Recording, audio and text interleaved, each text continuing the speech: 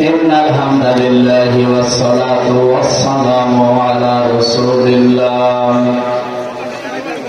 أما بعد فأعوذ بالله من الشيطان الرجيم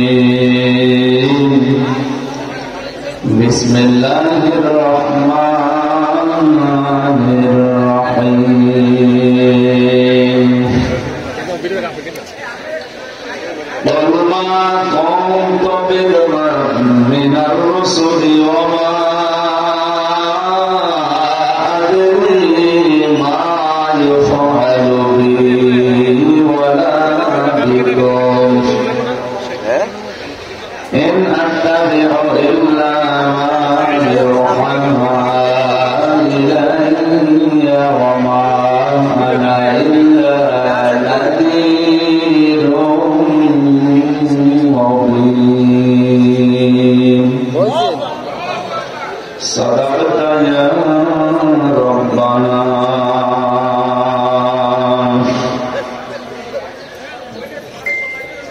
عن أبي هريرة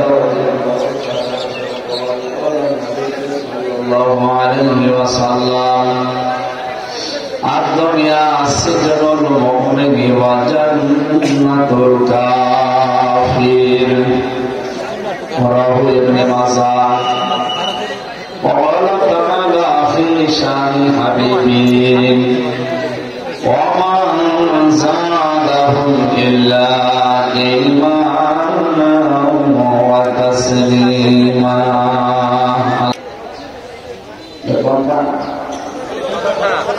পটুয়াখালী সদর থানার অন্তর্গত মৌকড় হেমদাদিয়া ফয়জুল উলুম ইসলামিয়া মাদ্রাসার উদ্যোগে 12তম 3 দিন ব্যাপী ঐতিহাসিক তাফসীর ও কোরআন মাহফিলে প্রথম দিবসের সম্মানিত সভাপতি এতক্ষণ যারা আলোচনা রেখেছেন যারা মাওলানা হোসেন মাহফুজ চুয়াডাঙ্গা মুফতি মোহাম্মদ আতাউল্লাহ আগামী দিন যারা আসবে মঞ্চে বসা ওলামায়ে কেরাম সামনে বসা মুসলমান ভাইরা পর্দার আড়ালে সম্মানিত মা এবং বোনেরা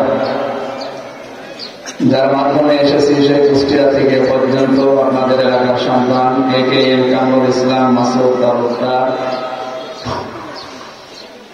হায়াতে তাইয়্যিবা সিহাতে কলিয়া কামনা করছি বলেন আমিন। দল মত জাতি বর্ণ ধর্ম নির্বিশেষে আজকের এই অনুষ্ঠান এটা শুধু মুসলমানদের না, হাদা বায়ানুল লিন্নাস হুদাল লিন্নাস, মানুষ বাদবাচ্চি যারা বিবেচিত আজকের এই অনুষ্ঠান তাদের সবার জন্য। ওয়ালাকাদ কাররামনা বানি আদম, অবশ্যই আমি বনি আদমকে সম্মানিত করেছি, অবশ্যই আমি মুসলমানদেরকে সম্মানিত করেছি। এ কথা কোরআনে নেই, কথা বুঝতেছে? মানুষ আমরা যারা সে ধর্মের লোক, এই জন্য আল্লাহ যেহেতু আমাদের সম্মান দিয়েছে, আল্লাহ কিন্তু বলেননি যে ওয়ালাকাদ কাররামনা বানি মুসলিমিন বা মুমিনিন, মুসলমান সন্তান যারা মুমিন সন্তান যারা এদেরকে আমি সম্মান দিয়েছি শুধু না, মানুষ যারা কি যারা বলেন তো, নবীজি মসজিদে নববীতে বসে আছেন, একটা লাশ যাচ্ছে সামনে দিয়ে, বিশ্বনবী দাঁড়িয়ে গেলেন, সাহাবায়ে কেরাম বললেন হে নবী আপনি দাঁড়িয়ে গেলেন, এটা ইহুদির লাশ। নবীজি বললেন সাহাবীরা ইহুদিটা দেখি, সে তো আল্লাহর বান্দা, কি ওয়ালাকাদ কাররামনা বানি আদম, অবশ্যই আমি আল্লাহ নিজে বনি আদম সন্তানকে সম্মানিত করেছি। তাহলে আল্লাহ যাদের সম্মান দিলে তাদের সম্মান নিয়ে যারা সিনেমিনি খেলে, সারা দুনিয়ায় মানুষের সম্মান নিয়ে সিনেমিনা খেলা হচ্ছে বিভিন্ন ধর্মের দোহাই দিয়ে, যে এরা এই ধর্মের লোক, এরা এই ধর্মের লোক। যদিও বাংলাদেশে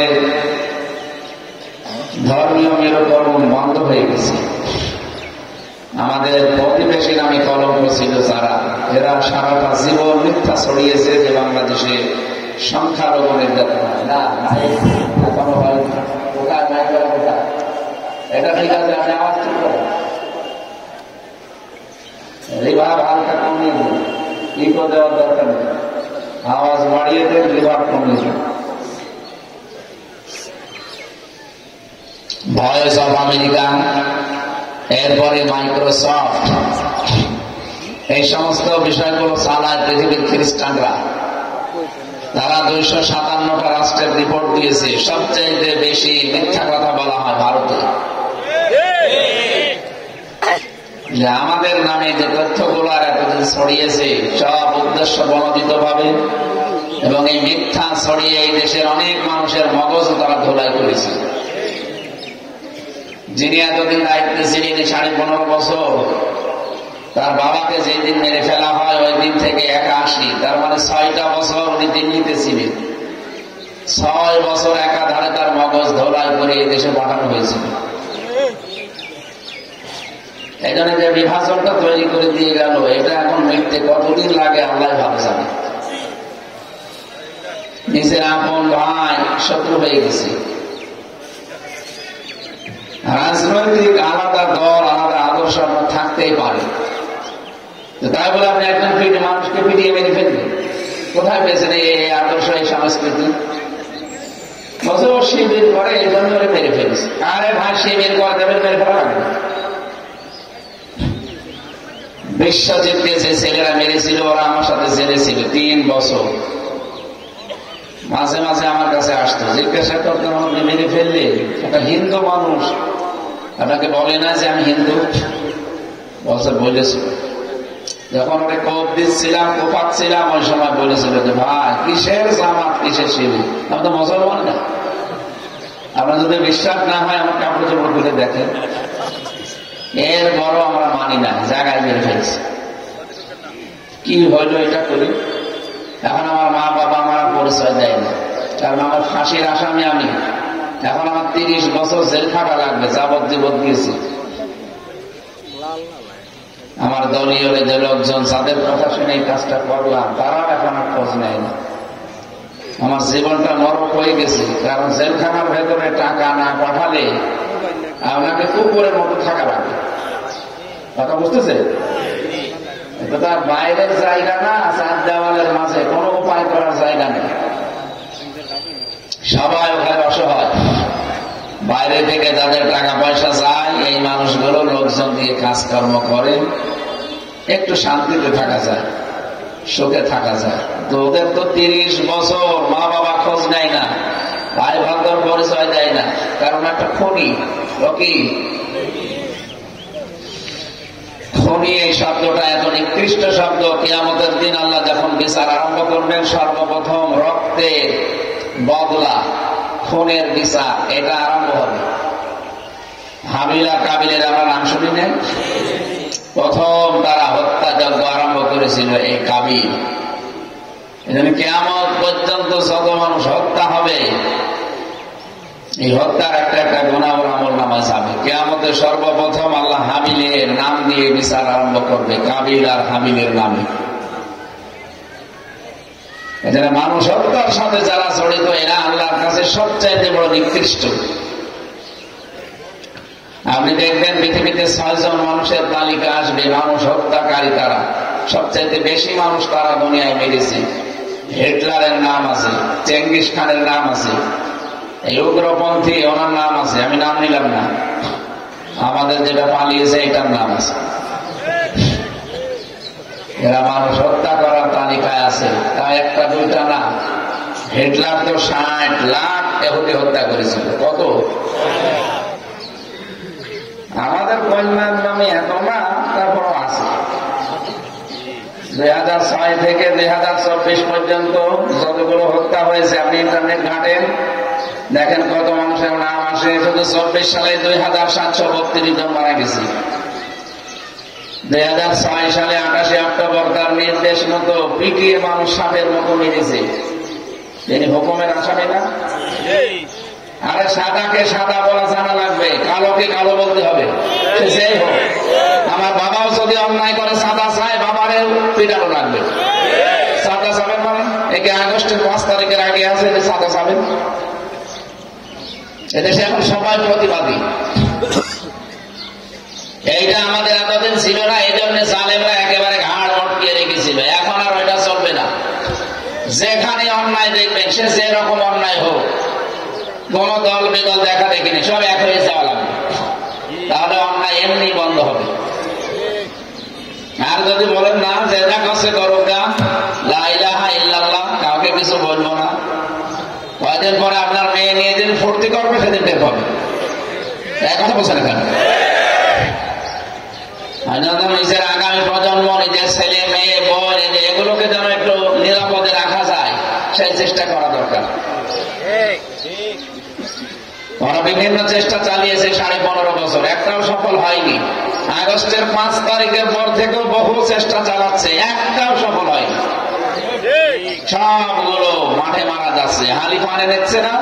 এখন ওরা চেষ্টা চালাচ্ছে হিন্দুদেরকে কাজে লাগানো, হিন্দুরাও বুঝে ফেলছে। গোবিন্দ পরামানিকের বক্তব্য শোনেন না? সেদিন আমিরে জামাত ডক্টর শফিকুর রহমান হাফিজাহুল্লাহ গিয়েছিল গাইবান্ধা। ওনার আগে একজন হিন্দু পুরোহিত, একজন ঠাকুর, সে বক্তব্য দিয়ে জানিয়েছে যে এই দেশে আগস্টের 5 তারিখের পর থেকে আমরা সবচাইতে নিরাপদে আছি। ঠাকুর সাহেবেও জানিয়েছে যদি ইসলাম এই দেশে কায়েম হয় আমরা আরো বেশি নিরাপদে থাকবো। মানুষকে নিরাপত্তা, শান্তি, স্বস্তি দিতে পারে একমাত্র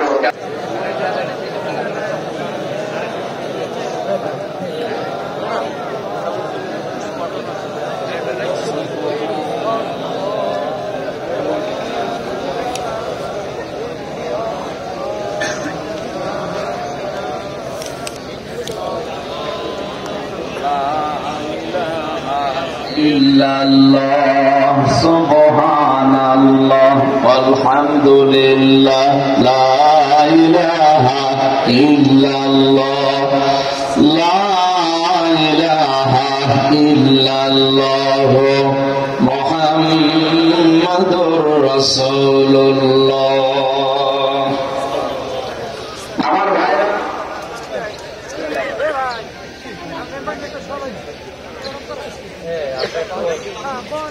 আল্লাহুম্মা সাল্লি আলা সাইয়্যিদিনা মাওলানা মুহাম্মদ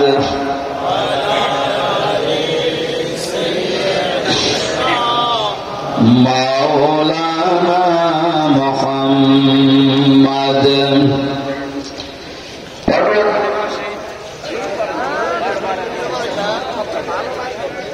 একবার চালিয়ে রাখেন,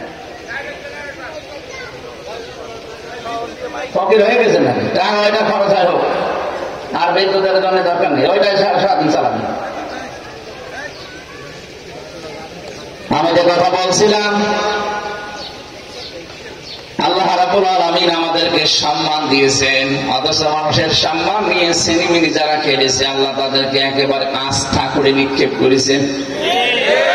এখান থেকে শিক্ষা নেওয়া লাগবে আমাদের, মানুষের সম্মান কিন্তু অনেক বেশি। আল্লাহ যেহেতু নিজের সম্মান দিলেন, মানুষের সম্মান নিয়ে আগামীতে কেউ যেন আর সিনিমিনি খেলবেন না। মানুষকে আপনি কষ্ট দেবেন, অপমান করবেন, অপদস্থ করবেন, বিপদে ফেলে দেবেন। আরো মানুষের একজন মালিক আছে, জানে তিনি কিছুই বলবে না। রেখো না মনেতে ভয় বান্দা খোদার, দূর হয়ে যাবে বাধা সব। তোমার আমার এক মালিক আছেন, আছেন আমাদের রব, আছেন আমাদের রব।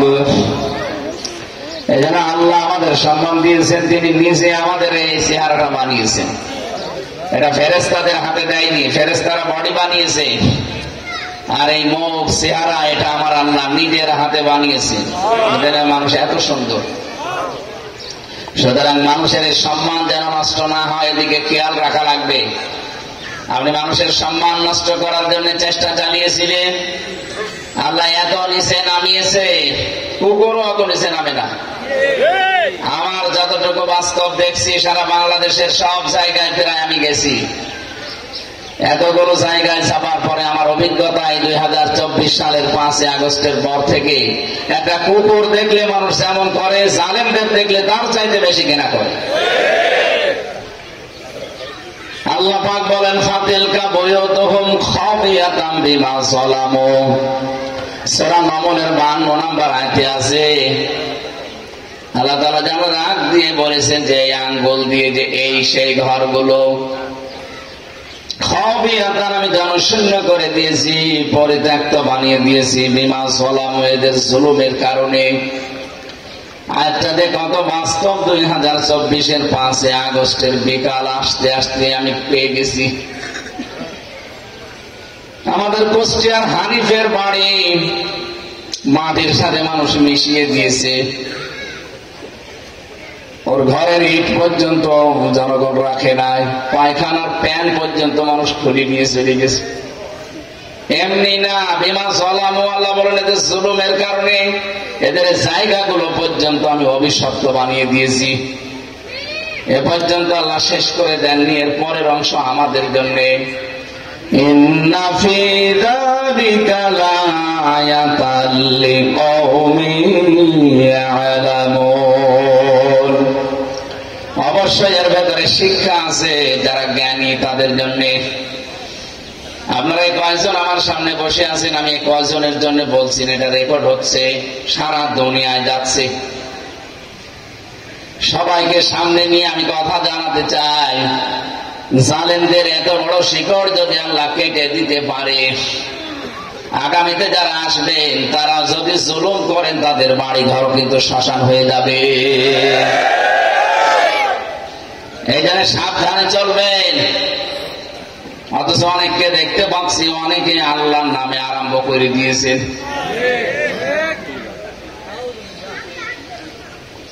আপনি থামেন, আপনারা মজলুম একটা দল। এই 15.5 বছরের জুলুমের শিকার যেমন আমরা হয়েছি, আপনারাও। শুধু 14 দল বাদ দিয়ে বাংলাদেশে যারা আমরা আছি সবাই মজলুম। কথা বলেন না কেন? এই মজলুমদের কোন দলই থাকা ঠিক না, সব এক দল হয়ে যাওয়া লাগবে।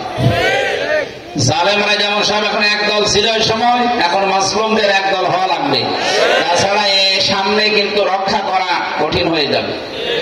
কারণ ওরা তো বসে নেই, চেষ্টা চালিয়েই যাচ্ছে, এখনো পর্যন্ত চলছে, আজকেও চেষ্টা চলেছে। আপনি টের পান কিছু?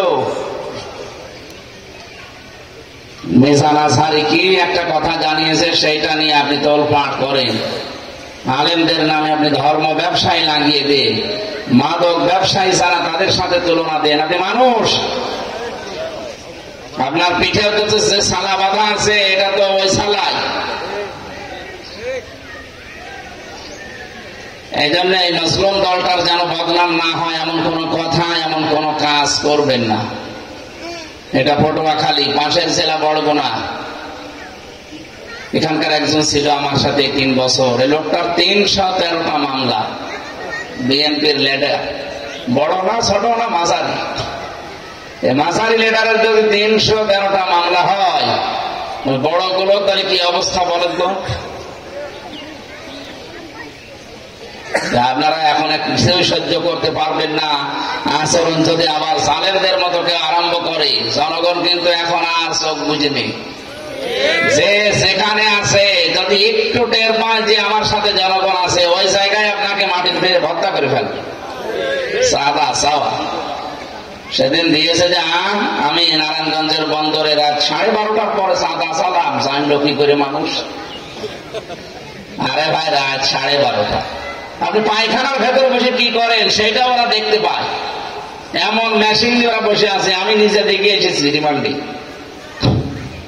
আমার আগে বুঝতাম না, মনে করতাম মনে হয় এড়া ঘোড়া, কিছু জানে না ওরা। কে বলেছে? একেবারে সব ওরা এই ভাতের প্লেটের মতো দেখতে পাচ্ছে।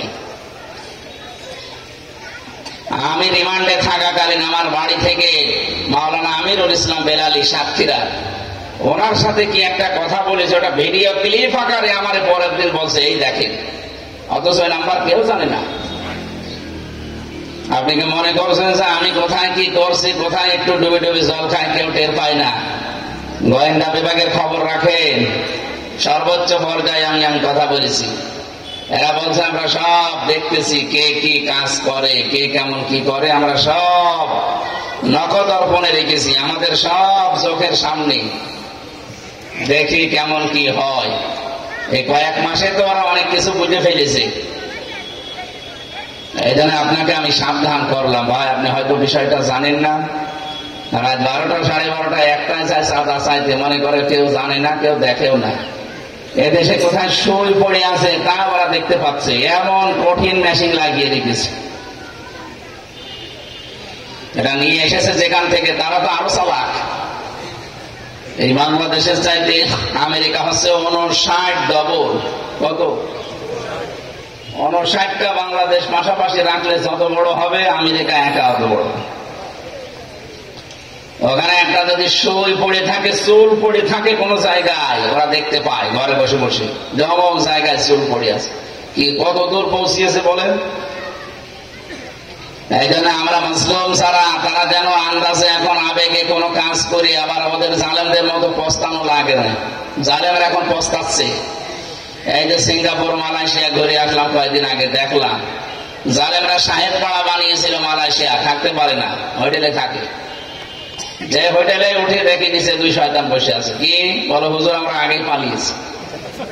আগে একটু হালকা টের পেয়েছিলাম যে না দিনকাল ভালো না, আগেই পালিয়েছি। কেন? বাড়ি বানিয়েছেন সাহেব পাড়া, বেগম পাড়া, থাকবেন না? ওখান দিয়ে মায়ের খাবো। এদেশে মানুষ নেই, বাঙালি এখানেও আছে। যদি দেখে আছে সাহেব পাড়ায় আমি বাস করছি, আমার পিটিয়ে ভর্তা বানিয়ে ফেলবে। দরকার নেই, যে কয়েকদিন আসি অন্তত আল্লাহ বিল্লাহ করি, আমি হোটেলে কাটাবো, কেউ যেন না জানে। কি করলেন? এখন তো আফসোসের শেষ নেই। আর যে জালেম কয়টা অন্তত ধরা পড়েছে, তাদের অবস্থান দেখছেন?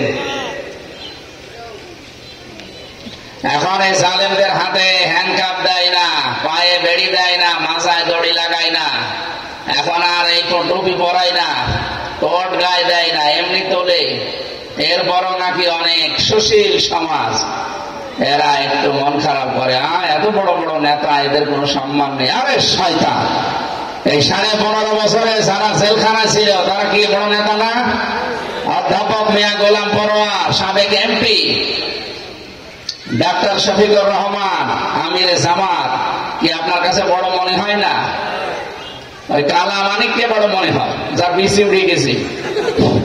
হ্যাঁ, ওর বিসি নেই, কলার পাতায় শুয়েছিল, জনগণ গামছা গলায় দিয়ে, গামছা দিয়ে টানতে টানতে নিয়ে এসেছিল। এর চাইতে আর অপমান আল্লাহ কত করবে?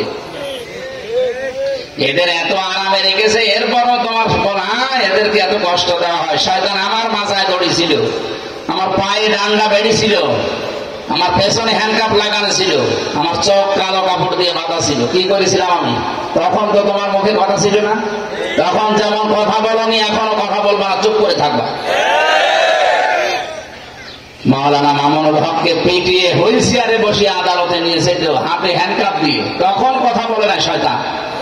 আর এখন এই গোলাঙ্গার গুলো এখন জেলখানায় আছে, গোলাঙ্গার গুলো আদালতে যায়। এগুলো মানুষ? এগুলো মানুষ? এগুলো জানোয়ারের চাইতে খারাপ। এটা ভালো মনে করতাম দরবেশ, এত বড় বড় গাড়ি, 36,000 কোটি টাকা চুরি করি শয়তান। ভালোটা যদি এই হয়, আর যেগুলো এমনি শয়তান, ওগুলো কি করিস? এক একজনের বাড়ি 620টা বাড়ি বানিয়েছে একজন। একটা বাড়িতে তো এখন থাকতে পারেন না, এখন তো মাটির ফ্লোরে থাকা লাগে জেলখানা। কি হয়েছে আপনার? এই জন্য মানুষের সম্মান নিয়ে যারা সিনেমিনি খেলেছেন, আল্লাহ আপনাকে ছাড়বে না, কারণ আপনি আল্লাহর মামলার আসামি। এটাকে আমি বানালাম। সূরা শুরা 25 নম্বর পারা 6 নম্বর পৃষ্ঠা 13 নম্বর লাইনের 42 নম্বর আয়াতে আছে, ইন্নামাস সাবিলু আলাল্লাযীনা ইয়াযলিমুনান নাস। আল্লাহ পাক বলেন, অবশ্যই আমি আল্লাহ নিজে মামলা দেব জালেমদের বিরুদ্ধে। আপনি টের পাচ্ছেন আল্লাহ কি বলেছেন? জালেমদের বিরুদ্ধে আল্লাহ নিজে মামলা দেবে। সুতরাং এই 1628 জন মানুষ দায়িত্বে ছিল, যতগুলো চেয়ারে দায়িত্বে ছিল সবগুলো জালেম আর সবগুলো আল্লাহর মামলার আসামি। হয় ডাইরেক্ট অনেকে বলে আমি কি করবো, কিছু করার ছিল না। আরে শয়তান, কিছু করার ছিল না মানে তুই ভিক্ষা করে খাবে দরকার হয়, তাও জালেমের তোষামতি করলি কোন কারণে? আমাকে যারা হ্যান্ডকাপ দিয়ে একেবারে ওইভাবে কষ্ট দিয়েছে, জিজ্ঞাসা করতাম, বলছে হুজুর আমার কিছু করার নেই। কিছু করার নেই, তোর বিবেক নেই? মাঝে মাঝে নিচে এসে বলতো যে আমরা জানি আপনার কোনো দোষ নেই। আমার দোষ নেই, তারপর ওই আচরণ করিস কোন কারণে? আমি যদি তোর নিজের সাইডে হতাম, 11 ঘন্টা আমার টাঙিয়ে রেখেছিলেন আপনি মাথায় দড়ি দিয়ে। 4 ওয়াক্ত ফরজ নামাজ আমার পড়তে দেননি। আমি ইশারায় নামাজ পড়েছি, জানি না এখন কোন সময়, কারণ মাঠের নিচে আমি। কত মানুষকে কত কষ্টে রেখেছে ওই মিনি আয়না করে, তাও তো বিকটায় আমি যেতে পারিনি। 24 ঘন্টা একটা মানুষ পায়ের ভেতরে হাত দিয়ে তালা লাগানো। আপনি কি আর কি মনে করেন 5 মিনিট থাকতে পারবেন আপনি এভাবে? আর বছরের পর বছর, কেউ 8 বছর, কেউ 10 বছর, কেউ 14 বছর পড়ে আছে। এত বড় বড় নখ হয়ে যায় অনেকের, চুল দাড়ি গোপ দেখলে মনে হচ্ছে ভয়ঙ্কর জঙ্গল থেকে আসতেছে। কেউ কেউ দেয়ালের সাথে নখ দিয়ে খুশিয়ে খুশিয়ে লিখে রাখতো, ভাই যদি বাইরে যেতে পারে তাহলে এই নাম্বারটা একটু জানাবেন যে আমি বেঁচে আছি। সকালে একটা পচা ছোলা দিয়ে যেত, দুপুর বেলা 1 মুঠ ভাত দিত, তাও মানুষে কেউ মাখিয়ে দিয়েছে। আর এখনো পর্যন্ত অনেকে জালেমের পক্ষে স্ট্যাটাস দেয় যে হ্যাঁ কি করেছে বউ তার পালানো লাগলো। শয়তান তোমার সাথে তো হয়নি, তোমার বাবারে যদি ওইভাবে 14 বছর আয়না ঘরে রেখে দিত তখন তুমি টের পেতে।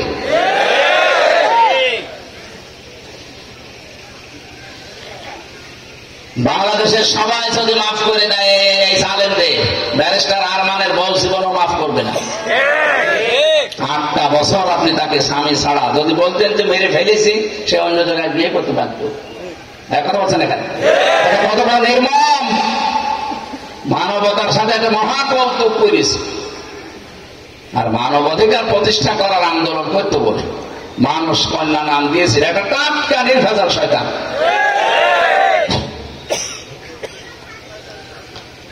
আলেমদেরকে যেভাবে কষ্টে রেখেছিল জেলখানার ভেতরে, আয়না ঘরের ভেতরে, মানুষ অত নিচে নামে না। মাঝে মাঝে ভাবতাম আল্লাহ যারা দায়িত্বে থাকে এরা বাড়ি যেয়ে সংসার করে কি করে? এরা যে দৃশ্য করে গেল আমাদের সাথে, বাড়ি যেয়ে সংসার করে কি করে? সাফ কথা বলছি, এই দেশে যারা জালেম ছিল তারা আল্লাহর মামলার আসামি, তাদের পক্ষে নিলে আপনিও আসামি হবেন। শব্দটা কত বছর ওলাটে পেয়েছেন, আল্লাহ নিজে মামলা দেবে। ভাই আপনি যদি সত্যিই মাপ পেতে চান, একটা রাস্তা খোলা আছে। 15.5 বছরে যার ক্ষতি করেছেন, আপনার কারণে অনেকে ঘরে থাকতে পারেনি, নাকি এলাকায় কিছু হয়নি? আপনার কারণে মিথ্যা মামলা দিয়ে, মিথ্যা সাক্ষী দিয়ে জীবনটা নষ্ট করে দিয়েছেন। ওর ব্যবসা বাণিজ্য সব আপনি খেয়ে ফেলেছেন। যা যা ক্ষতি করেছেন 15.5 বছরের রেকর্ড হচ্ছে বলে বলছি। যেখানে সেখানে যা ক্ষতি করেছেন ওই ক্ষতিপূরণ দেবেন, যে ওর কাছে মাপ চেয়ে নেবেন। আমার মামলার আয়ু শয়তানের বাচ্চা শয়তান সেদিন কল দিয়ে বলছো হুজুর মাফ করে দিয়ে। আরে ভাই কিসের মাফ, আগে টাকা ফেরত দেন। 30 লাখের উপরে টাকা খেয়েছেন আপনারা, ওই টাকাগুলো ফেরত দেন। আমি আকিস গ্রুপের খতিব ছিলাম, ওখান থেকেই নিয়েছে প্রায় 32 লাখ। ওই টাকাগুলো ফেরত দেওয়া লাগবে আপনাকে। খালি আস্তাগফিরুল্লাহ পড়বেন আর মাফ হয়ে যাবে। আমাকে ঘাস কাটছে নাকি? বাংলার মুসলমানেরা অপরাধ যার কাছে স্বীকার করা লাগবে তার কাছে। এই দেশের মানুষের স্বভাব ভালো না, এরা অপরাধ করে একজনের কাছে, মাপ চায় আর একজনের কাছে।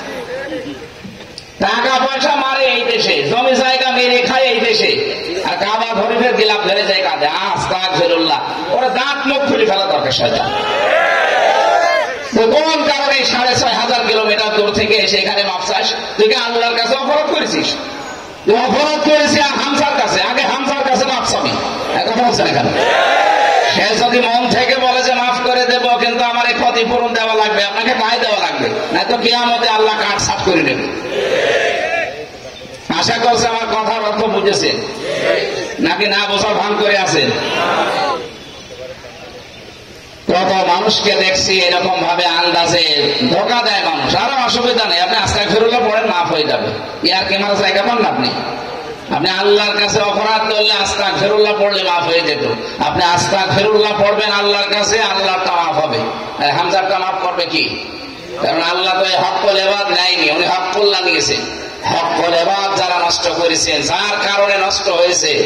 আপনি চেয়ারে থাকার কারণে অনেক মানুষ চেয়ারের উপরে উঠতে পারে নাই। প্রমোশন হওয়ার কথা ছিল, আপনার কারণে হয়নি। এরকম বাংলাদেশে নেই? কিচ্ছু জানে না, ঘরে ঘুমিয়ে আছে, সব করে দেখছে হাজতে। কি গো এখানে কি গাছ কেটেছিস? কখন? স্বপ্নে। বেশি বললাম? এইটা চলছিল 15.5 বছর। এই করে করে এক একজন হাজার হাজার কোটি টাকার মালিক। আর খালি মেগা প্রকল্প বানিয়েছে আর মেগা ডাকাতি করেছে।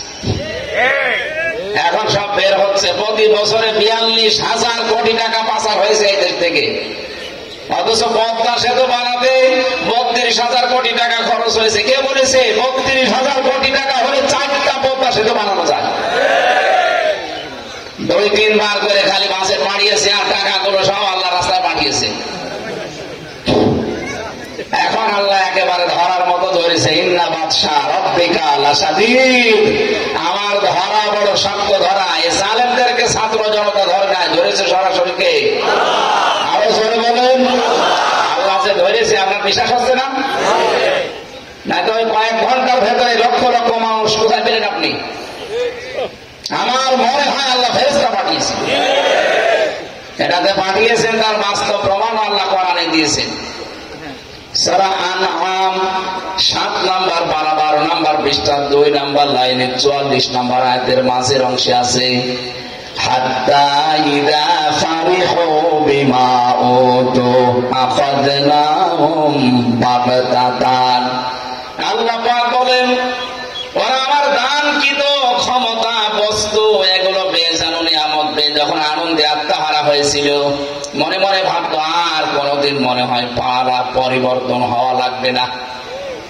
যখন ওরা আমার দানকৃত ক্ষমতা পেয়ে নিয়ামত পেয়ে আনন্দে আত্মহারা হয়েছিল, আখাযনাহুম বাগতাতান, আমি আল্লাহ নিজে তাদেরকে আকস্মিক ভাবে ধরলাম। এখানে ফাইল সরাসরি আল্লাহ নিজে, কর্তাকে আল্লাহ। যারা আরবি গ্রামার মধ্যে জিজ্ঞাসা করেন আখাযনা, এর ফাইল আল্লাহ নিজে। আল্লাহ বলেন আমি ধরেছি।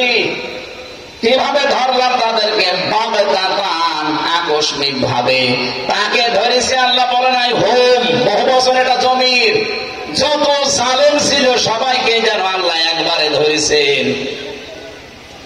নয়তো সারা বিশ্বে এমন ওদের ইতিহাস আমরা দেখিনি যে একবারে 300 এমপি পালিয়ে যায়। এটা আল্লাহ না ধরলে একবারে সব পালাতো না।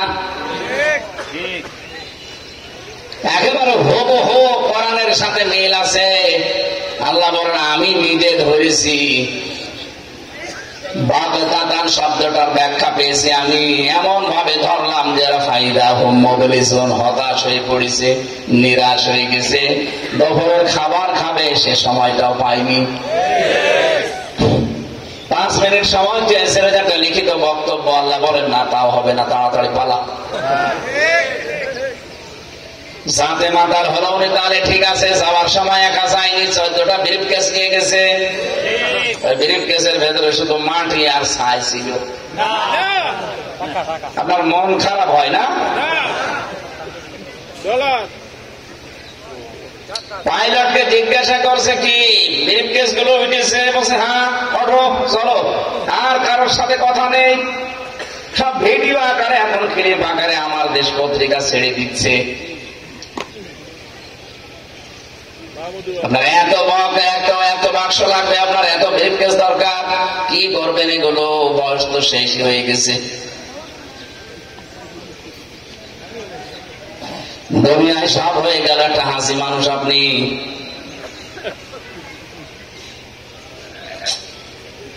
আফসোস লাগে জালেমদের এই করুণ অবস্থা দেখে। এখন আগামী থেকেও যদি জালেম হয় তার কিন্তু আসলেও খবর আছে, আপনি টের পাচ্ছেন না। তাই জালেমদের এত বড় শিকড় আল্লাহ যদি কেটে দিতে পারে, কত শিকড় নিচে ছিল জানেন? ইউনিয়নের দারোয়ান থেকে শুরু করে একেবারে সংসদ পর্যন্ত জালেমদের সব থরে থরে সাজানো ছিল। সবগুলোকে আল্লাহ আয়াতের পরবর্তী 45 নম্বর আয়াত সূরা আনাম, ফাকুতিআ দাবিরুল কওমিল্লাযিনা যালামু, আল্লাহ বলেন জালেমদের শিকড় কাটা হয়ে গেছে। অতি আয়টা মজুব, এর ফাইল জানা নেই, এরপর তাকে আল্লাহ বলেন জানা নেই। জালেমদের শিকড় কেটে দিল কে? আল্লাহ। আন্দাজে বলেন, প্রতি আর বললাম না ফাইল নেই, আল্লাহ কাটে নাই, কে কেটেছে কেউ জানে না। হানিফের বাড়ির ইট খুলে নিয়ে গেল, একেবারে 3 ঘন্টার ভেতরে পুরা 3 তলা বাড়ি মাটির সাথে মিশে গেছে, কে করেছে কেউ জানে না। এখন বাড়িগুলো সব জালেমদের বাড়ি, ঘরগুলো তাকান সব গণ টয়লেট হয়ে গেছে। আমি তো যেখানে যেখানে চাই আগে দেখি নিদর্শন কেমন লাগে, যে দেখি কেউ এদিকে কেউ এদিকে কেউ এদিকে, 4-5 জন একসাথে টয়লেট করছে, মনে আছে জামাতবদ্ধ টয়লেট চলছে। জালেমদের জায়গাগুলো আল্লাহ অভিশপ্ত করে দিয়েছেন। আমাদের শিক্ষা হচ্ছে আগামীতে কেউ যদি চান ক্ষমতার চেয়ারে, আপনি যেন জালেম হয়ে যাবেন না, তাহলে আগামীতে 5 বছর পরে আপনার বাড়িও শ্মশান হয়ে যাবে।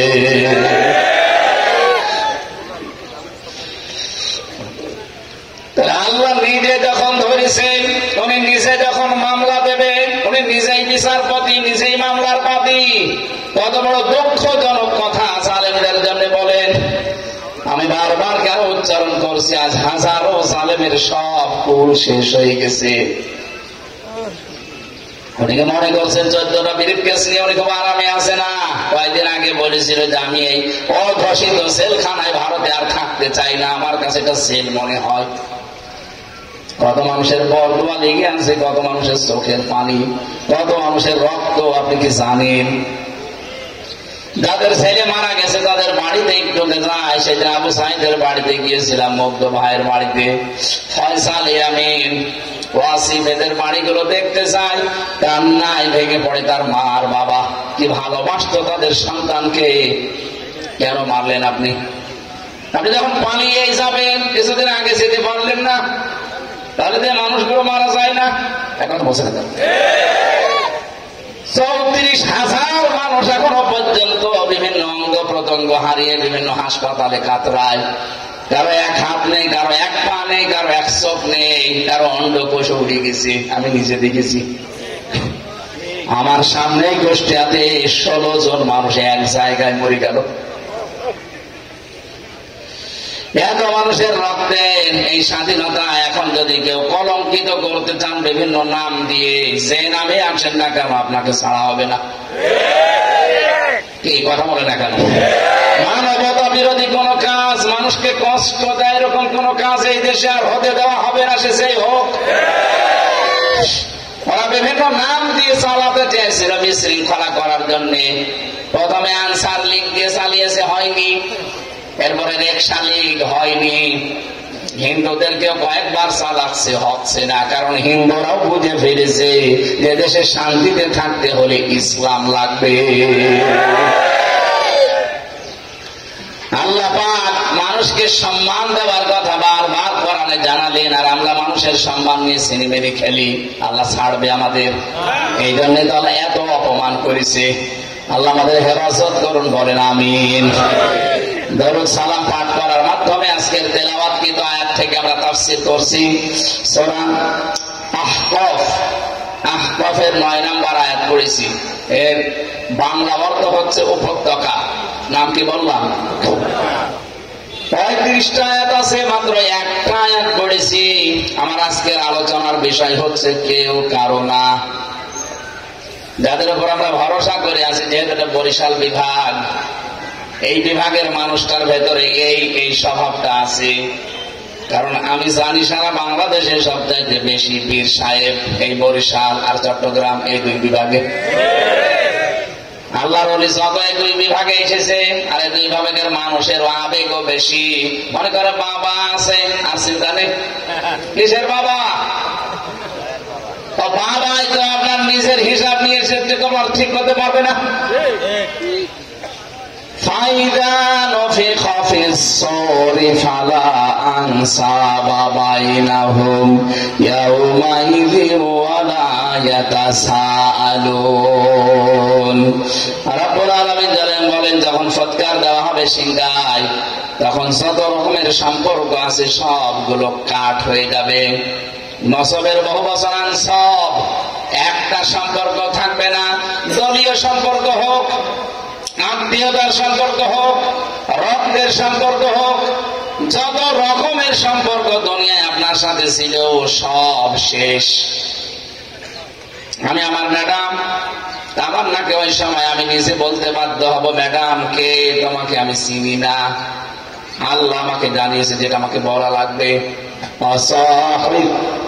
বাতিহি ওয়া আখি ওয়া ফাসিলাতিহি আল্লাতী তুবি। আল্লাহ বলেন, মানুষ আমার আযাব থেকে মুক্তি পাওয়ার জন্য শেষ পর্যন্ত নিজের বউকে দিতে চাইবে, নিজের ভাইকে দিতে চাইবে, নিজের জ্ঞাতি গোষ্ঠী যারা তাকে আশ্রয় দিত, তাদের দলীয় লোকজন সবাইকে বলবে, আল্লাহ সব দিয়ে দিলাম, আমারে মুক্তি দাও। ওমান ফিল আরদি জামিআন সুম্মা ইউনজি।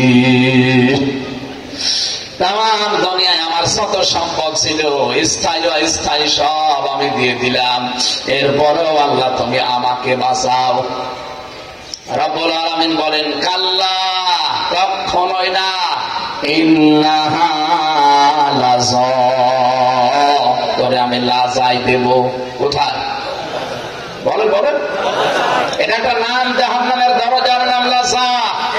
এখান দিয়ে তোরে আমি প্রবেশ করাবো। কি আছে ওর ভেতরে জানিস? নাযাআতাল লিশ-শাওয়া। এখানে যাওয়ার পরে আগে চামড়া খসিয়ে পড়ে যাবে। আমি রিমান্ডে, হ্যাঁ আমি আযাব পেয়েছি, কষ্ট পেয়েছি রিমান্ডে। কিভাবে নখ তলে আমি দেখেছি। লজ্জা স্থানের ভেতরে এই যে তার গরম করে আগুনের মতো চলক করে, ওইটা ঢুকিয়ে দেয়। আমি নিজে আমার সামনে এগুলো করেছি। শিবিরের দেলাওয়ার হোসেন, ঠাকুরগাঁও বাড়ি সাবেক সভাপতি, নাম শোনেন? তার গরম করে লাল যখন টক টক করে, তখন এই লাল তার ওর লজ্জা স্থানের ভেতরে ঢুকিয়েছে। ওর পুরুষ অঙ্গ নষ্ট হয়ে গেছে। এখন পরবর্তীতে চিকিৎসা করার পরে আল্লাহ আবার ফেরত দিয়েছে। আমারে বলছিল যে দেলাওয়ারকে আমরা ফুটবলের মতো লাফিয়েছি। আপনাদের পায়ে এই জেলার সন্তান ডক্টর শফিকুল ইসলাম মাসুদ 57 দিন রিমান্ডে ছিল। এইসব হাড় মাড় গোড় মোড় কিছু নেই, নখগুলো সব পায়ের হাতে তুলে ফেলেছিল শয়তানরা।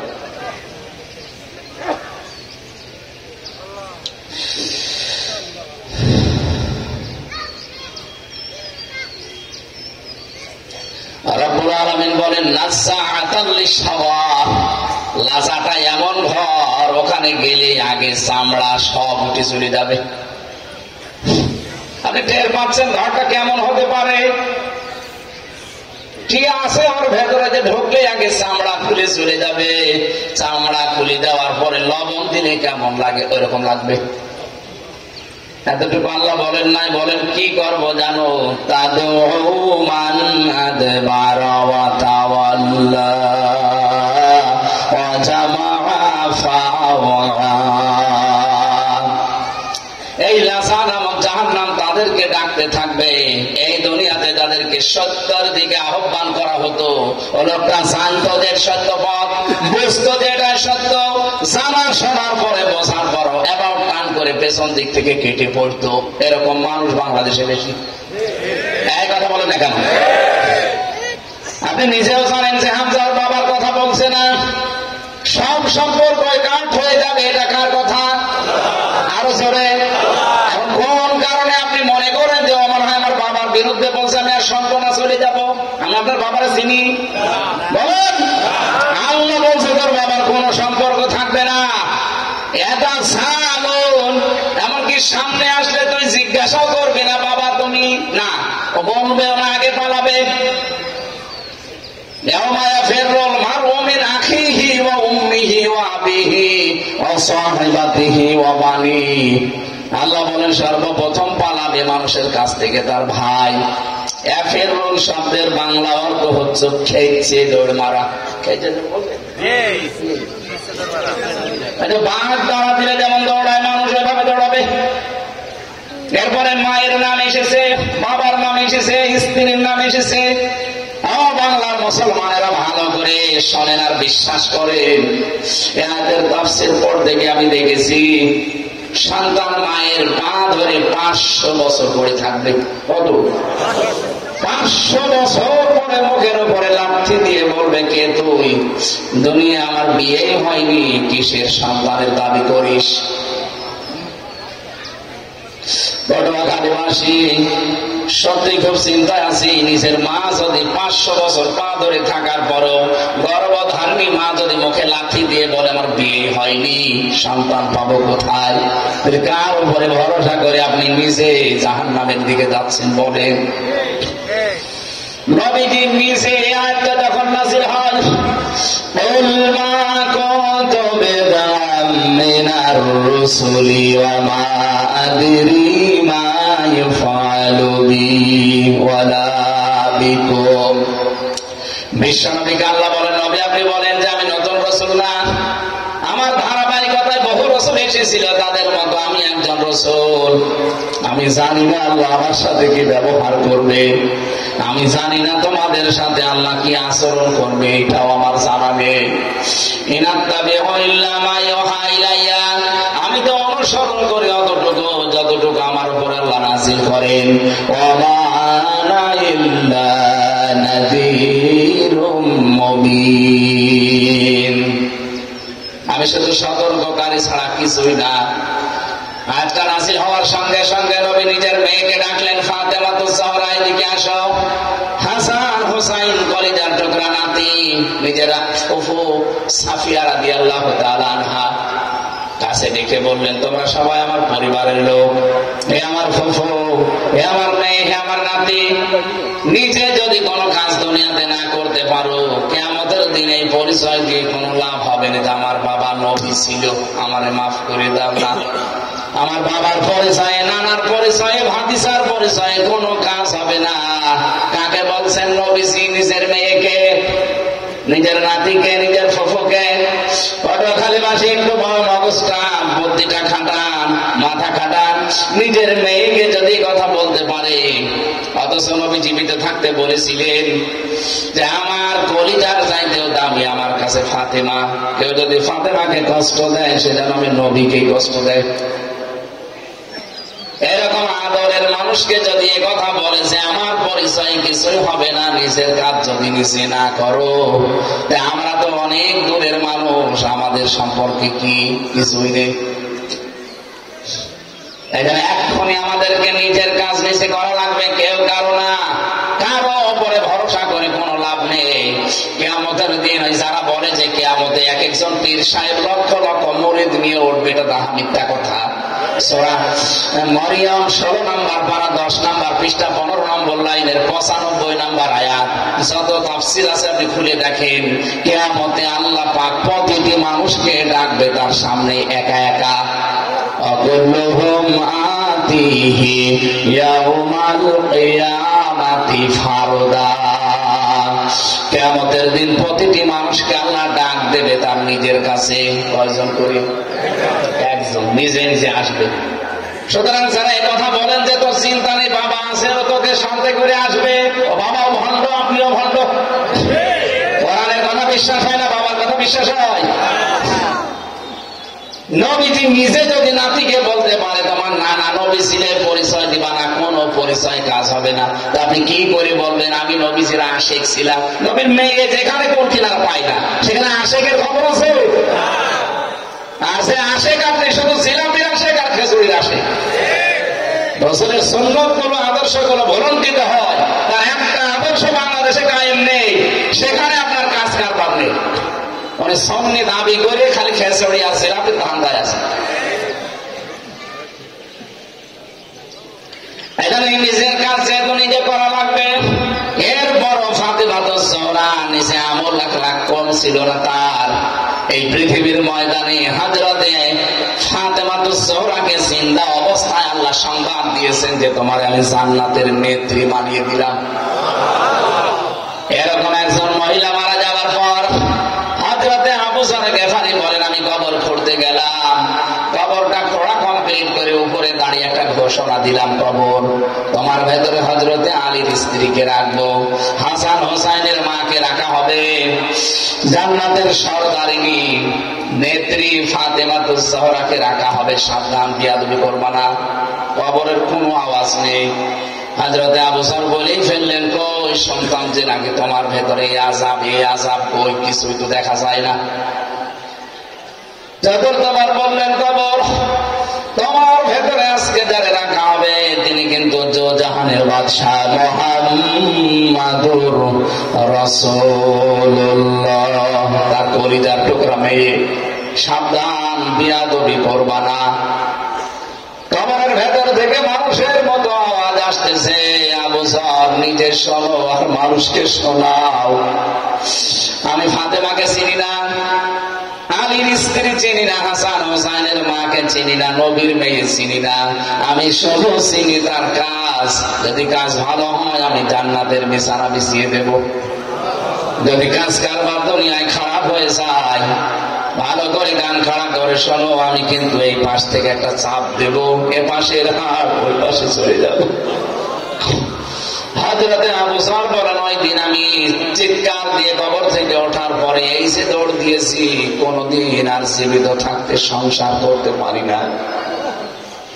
যে ফাতেমারে যদি আমরা এই কথা বলে কবর দিয়ে, আমার অবস্থা কোথায়? আমি তো নবীর মেয়েও না, নবীর নাতিও না, নবীর জামাইও না, আমি দূরের মানুষ, আমার কি হবে? অথচ প্রতিটা সাহাবী জান্নাতি। কথা বলে না কেন? আমি আবার বলছি, আয়াত নাযিল হওয়ার পরে নবীজি কিন্তু পেরেশান হয়ে গিয়েছিলেন, যদিও পরবর্তীতে বিশ্বনবীকে আল্লাহ সূরা ফাতহার 2 নম্বর আয়াত নাযিল করে সুসংবাদ দিয়েছেন, লিয়াগফিরা লাকাল্লাহু মা তাকদ্দামা মিন যামবিহি ওয়া মা তাআখার ওয়া ইউতিম্মা নি'মাতাহু আলাইকা ওয়া ইয়াহদিয়াকা সিরাতাম মুস্তাকিমা। বলেন আল্লাহু আকবার। আল্লাহ পাক বলেন, হে নবী আমি আপনাকে অব্যাহতি দিয়ে দিলাম, আপনার আগে পেছনের সব কিছু আমি আল্লাহ মাফ করে দিয়েছি। এটা আমাদের সম্পর্কে তো আর বলা হয়নি। সাহাবী প্রশ্ন করলেন, হে নবী তাহলে আমাদের কি হবে? আপনি তাই পেয়ে গেলেন মাফ, আমাদেরটা কি বলেন? বিশ্ব নবী বলেন, আমি জানি না তোমাদের সাথে আল্লাহ কি আচরণ করবে। পরবর্তীতে সূরা ফাতহার পরের আয়াতটা নাযিল হয়, লিইউদখিলাল মুমিনিনা ওয়াল মুমিনাতি জান্নাতিন তাজরি মিন তাহতিহাল আনহার খালিদিনা ফিহা ওয়া ইউকাফিরু আনহুম সাইয়্যাতিহিম ওয়া কানা যালিকা ইনদাল্লাহি ফাওজান আযীমা। রব্বুল আলামিন পরবর্তীতে আমাদের জন্য সুসংবাদ দিয়েছেন, হ্যাঁ তোমাদের ভেতরে যারা মুমিন নারী পুরুষ তাদেরকে আল্লাহ বাগানে প্রবেশ করাবে, যার তলদেশ দিয়ে নদী আর নহর প্রবাহমান থাকবে, খালিদিনা ফিহা চিরস্থায়ী থাকতে পারবে। আল্লাহ মুছে দেবে, মানে মুছে ফেলা, তাদের জীবনের যে অপরাধ গুলো ছিল আল্লাহ মুছে দেবে, কিন্তু শর্ত তাদেরকে মুমিন হওয়া লাগবে। কি হওয়া লাগবে? প্রশ্ন আসতে পারে, আমরা তো মুমিনই, কিসের মুমিন? আপনার নাম হয়তো আব্দুল মুমিন, এতটুকুই শেষ, আর খুব বেশি হলো আগা কাটা নাকি? মুমিন হওয়ার জন্য যে কি করা লাগে ওটা আমরা 100 ভাগের 80 ভাগ মানুষই জানি না। কেউ যদি মুমিন হতে চায় ঈমান আনার আগে, তাহলে তাকে আর একটা কাজ আগে করা লাগে। কি? তাগুত ছেড়ে দেওয়া লাগে। কথা বলছেন এখন?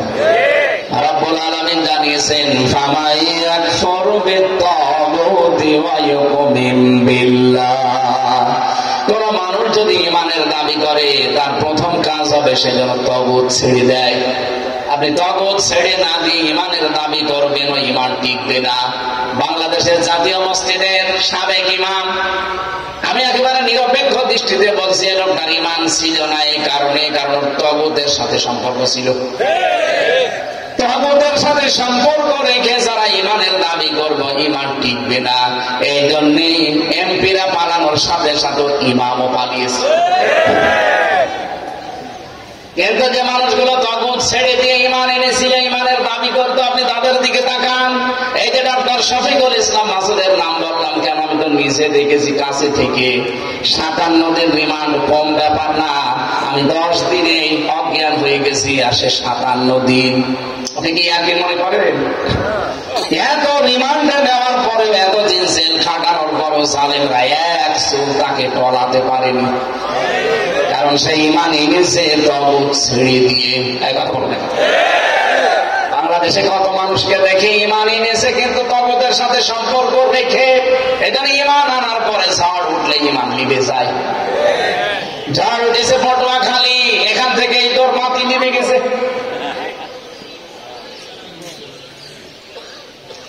আমরা আজকে যে জাহান্নামের যে আলোচনা তুলেছিলাম, এটা আজকে রাতের বেলা আমার পটুয়াখালী মাহফিল আছে।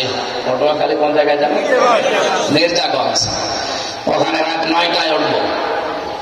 রাত 9টা না, 8টায় উঠবো ইনশাল্লাহ। 8টায় উঠবো, যতক্ষণ পারি এই শব্দের ব্যাখ্যা ওখানে আমি প্রায় অনেকগুলো তথ্য লিখেছি, ওখানে আমি কথা বলবো। এখন মাগরিবের আযান দেবে তো টানতে পারছি না, যে তোমার এখন খাবার খাইনি, খাবার খাবো, যে এরপরে চলে যাবো ওখানে যে নামাজ পড়ে উঠবো, ঈশার নামাজ পড়ি। আপনারা তাদের সময় আছেন ওখানে যে আগামীতে আসলে আবার চেষ্টা চালাবো ইনশাআল্লাহ। আল্লাহুম্মা আমিন।